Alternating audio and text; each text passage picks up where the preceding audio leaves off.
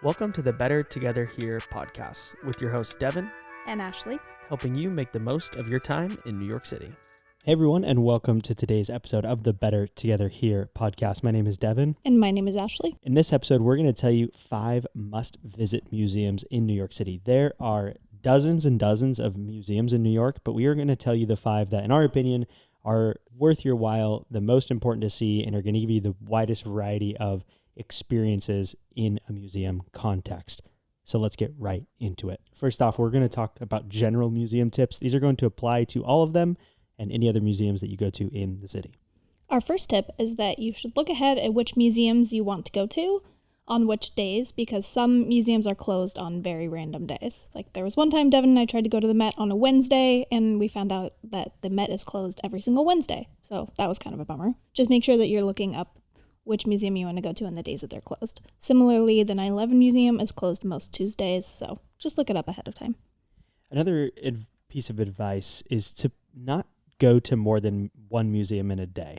If you are like a hardcore museum person and that's all you care about, maybe go to 2. But if you are someone who just is interested in museums, trying to bite off more than you can chew with museums is going to leave you with a probably bad experience at the second museum where you're just going to be tired and probably have had enough of the museum experience. So our advice, just pick one museum in a day and go to that one. Yeah, I love going to museums, but there is nothing worse than when you are tired of being in a museum and your feet hurt and you're hungry and you're still in that museum trying to get the most bang for your buck. So I just do one in a day. You don't need to do a ton. And in regards to timing, plan on spending at least 90 minutes in any museum that you're going to attend. Probably closer to 2 or 3 hours, depending on your longevity, but at least 90 minutes. And on this similar vein of being tired and not doing too much, eat before you go. It's awful to get in and be kind of finally getting into the swing of figuring out where the exhibits are that you want to see, and then you're hungry and you're cranky and you don't enjoy the museum as much. So eat before you go to museums. Especially if you're going with your husband, make sure that he is fed before going to said museum. Got him. Okay. Also, museums in New York, especially the 5 that we're going to talk about, which are some of the more popular ones, they're going to be crowded almost at any time. So the best ways to avoid the crowds is, number 1, to go as close to opening or as close to last call. Many of the museums, for example, if they close at, say, 5 o'clock, they will not allow entrances after 4:15. So again, you need to look at that, and it's kind of that risky game to play. But if you go slightly later in the day, closer to closing time, or very first thing, you'll often have better luck. But just know it's probably going to be busy. And many of them, you are going to stand in a line to get in, depending on how crowded it is. And then also additionally, stand in line to buy a ticket, which can be avoided if you buy tickets in advance, which pretty much all the museums you can do. And it is our recommendation is to buy the tickets in advance, because then you avoid at least one of the lines and just have to stand in the line to get into the museum, and then you already have your ticket to present. Overall, I would say if you go right when the museum is about to open or even a little bit earlier, you will be enjoying the museum and not be waiting in as many lines as people coming even 30 minutes later. So I recommend being there, being ready by the time it opens. And a couple last tips for avoiding crowds as much as you can. If you're doing your trip to New York and you are coming, for example, Thursday through a Sunday, go to the museum on a Thursday and a Friday. Saturdays and Sundays are just going to be crowded because it's the weekend. People don't work. People are coming into town, all those things. And know that if it's raining, it will likely get more crowded. Doesn't mean you shouldn't go. Museums are great rainy day activities, but just know it's going to be crowded. So those are our museum tips. And now we're going to dive into our 5. These are our 5 favorite and just 5 that we think you shouldn't miss. So the number 1 is the American Museum of Natural History. This is on the Upper West Side of Manhattan. Tickets are about $28 for an adult. If you are a New York City or New Jersey or Connecticut resident, you can do pay as you wish, which basically just means you can pay $1 or $5 or whatever you want to do. The American Museum of Natural History, yes, that is the one that is the setting for Night at the Museum with Ben Stiller. Great movie. Great museum as well.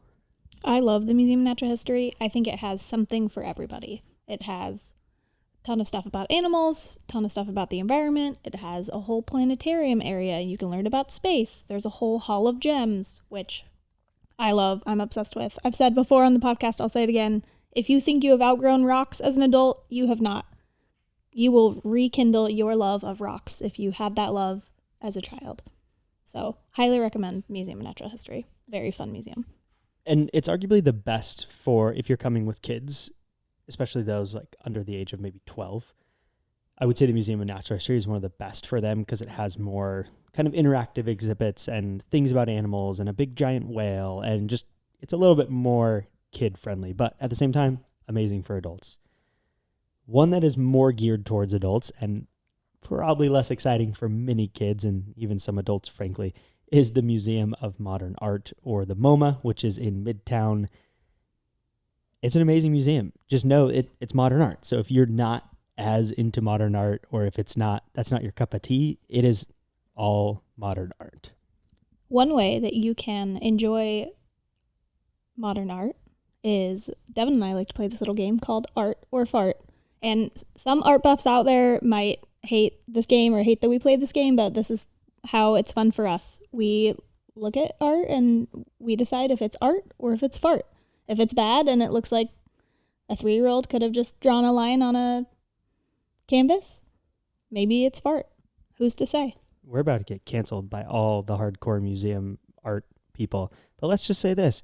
Art is about interpretation. We can call it whatever we want. It's mostly a joke, but it's also serious. That is the point of art.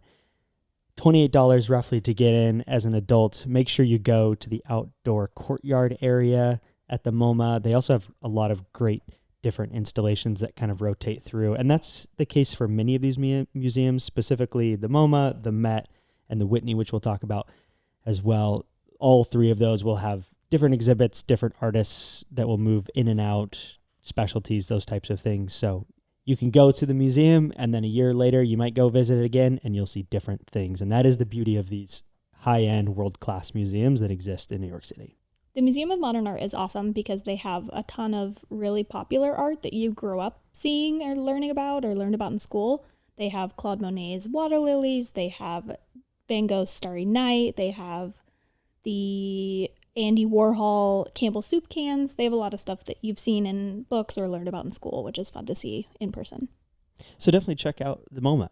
We're going to take a quick break to remind you to sign up for the Better Together Here newsletter. We email once a week with important things that you want to know about New York City, the best places to eat, the best things to see, the best ways to get around, all the things that you want to know once a week. So go to bettertogetherhere.com/newsletter and sign up today. Third on our list is the Metropolitan Museum of Art, commonly known as the Met. This is arguably the most popular museum in New York City. It is roughly $30 to get in as an adult. The Met also has pay-as-you-wish for New York, New Jersey, Connecticut residents. The Met, I think, is the best in regards to getting a variety. It is a massive, massive museum with, I think, 3 or 4 floors. It covers a couple New York City blocks of space.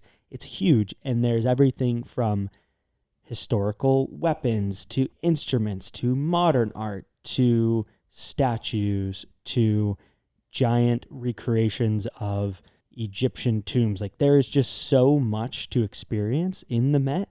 You could spend the entire day there, and this is one of the museums where if you are a museum buff, you may want to go more than once in your trip because it is just a vast array of experiences that you can have inside of one museum, which I think is why it's so popular. It's just that it has something for everyone. Every age range, every taste, every interest in regards to art exists within the Metropolitan Museum of Art. I know one spot that our nephews really enjoyed when we took them was looking at the old weapons. They have a whole really awesome exhibit just on old weapons that are very intricately designed, and they really enjoyed swords and guns and armor for horses and chainmail. Yeah. It was a cool area. So check out the Met. There's a lot to do there. The nice thing about the Met as well as the Museum of Natural History is they are right next to Central Park, so you can kind of do both of those things in one go.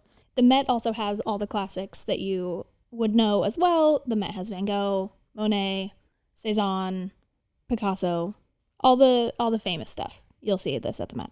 And next, we have this episode's You'll Have to Check It Out segment, which is a New York City classic. It is Rudy's Bar and Grill. It is a historic dive bar in Hell's Kitchen. It has been around since 1933, and their shtick is $3 drafts and free hot dogs with any purchase. You literally cannot beat those prices in New York City. You just can't. They also have sports on in the back. Great sports viewing area for sure. If you guys thought we were only going to give you some fancy schmancy museum tips in this episode, you'd be wrong, because we are recommending a dive bar that's been around since 1933. But this place is very, very fun. Yeah, it's a good vibe. It's always, I don't know, I feel like anytime you go to a bar that just is known for like cheap drinks and free food, it's going to be a crowd of people who are not pretentious and who are just looking to have a good time. And that's what you're going to get at Rudy's Bar and Grill in Hell's Kitchen. So make sure you check it out. Fourth on our list is different than the others, but is arguably the most intriguing and thought-provoking museum in New York City. That is the 9/11 Museum. Of course, that is reference to the terrorist attacks that happened in New York City on September 11, 2001. It is a piece of history that I think everyone should experience, regardless of if you are American, where you live, what your experience is, how old you are, whether you were alive for 9/11 or not.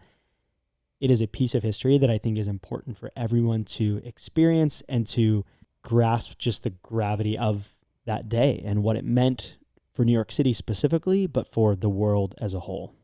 The 9/11 Museum is very well done. The way that they set it up, you kind of start and you go down deep into the basement, and it takes you through what happened on 9/11 chronologically, from the morning, what was going on, what was happening in history at that time, and takes you all the way through all of the different attacks. It's very well done. Highly recommend bringing tissues if you're going to go. It's a pretty emotional, like there's some pretty emotional exhibits in there. Obviously a very sad day in our history, but I think that you learn a lot and you gain a lot by going to this museum. I wouldn't miss it. I mean, to me, it's like the level of importance of 9/11 Museum is high. The other museums are, seeing great art is very important. The arts and art history, those are things that are valuable to us as humanity. The 9/11 Museum, for us specifically as Americans, we grew up in America, like it's core to like what our life experience was and is, and it's a very important thing to see. So check out the 9/11 Museum. That, of course, is down where the original towers stood in the financial district. So make sure you check it out. And the fifth and last must-visit museum on our list, that is the Whitney. The Whitney Museum is in Chelsea. It's about $30 for adults. There's multiple levels. And again, it leans more modern on its art twist, but there's a lot of different things that you can see at the Whitney Museum. I believe the Whitney is specifically a museum of American art. Yeah, I think that's right. Yep. Which is really cool to see, like a whole museum dedicated to just American art. There's some really cool pieces that have stuck with me even to this day. So highly recommend Whitney Museum. They have some very cool views as well. If you go up to the top on the roof deck, you can take some really great pictures from the I believe it's the 5th floor. I could be wrong. Yeah, make sure you go outside, because it's possible to not go outside and still see all of the floors. So make sure you step outside and go to some of the balconies and overlook areas to experience that.